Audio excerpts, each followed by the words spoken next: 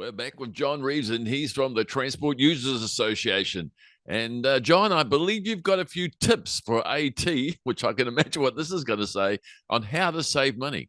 Well, you know that Auckland Council is in a dire situation since Phil Goff left and obviously hid the fact that the council was in the poo, to say, in fact. And so I've been thinking, Auckland Transport really needs to save money and do good quality purchasing or procurement. And one way it could save a lot of money is by bringing the contracted bus services back in-house to AT to run.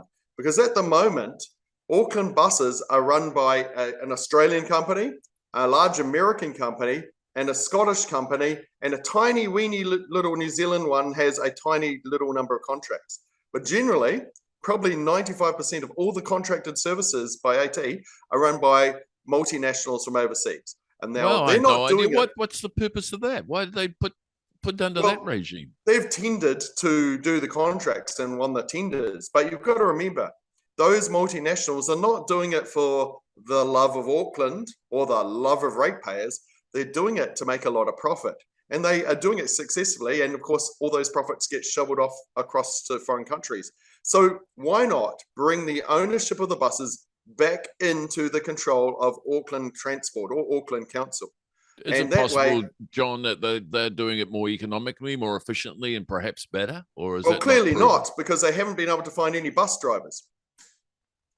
And they're privately owned. It's not AT's job at the moment to find bus drivers. It's those private companies, and they've failed dismally. Do you realize, John, it's not just buses that struggle to get workers, it's right across the spectrum. Oh, I totally agree. But right now, we've got to look for massive cost savings to Auckland Council for the ratepayers, because the ratepayers are going to pay dearly thanks to the incompetence of Phil Goff as mayor and his previous council.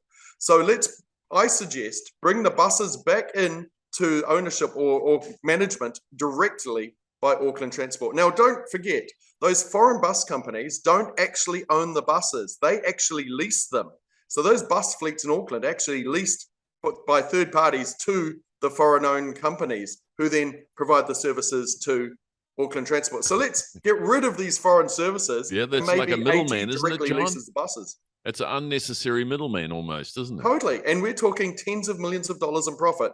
That's a cost to the ratepayers and taxpayers. And I'm looking at any savings we can make for AT right now, because I know that ratepayers in Auckland do not want to have a 12% rate rise. Well, look, it makes a bit more sense about that taking out the middleman. So, John, totally. I believe your organisation's got a bit of a celebration coming up. Yes, that's right.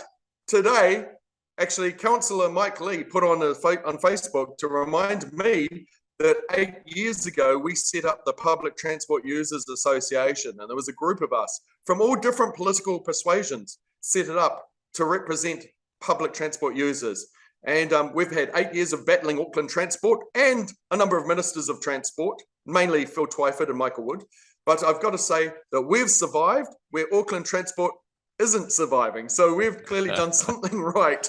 Well, John, I've got to say congratulations, because you actually do a great job, and it's nice to have a voice out there. I know the media love you. They come to you because there is a voice for all those people that use public transport. So I thank you as well, my friend, and I think you do a damn good job. Thank you, Max. And I want to say, thank you for hosting me, having me have my occasional rants with you on YouTube. A small fee. I might start charging you from here on in. That's good. All right, John, we'll see you next week. Thanks, Max.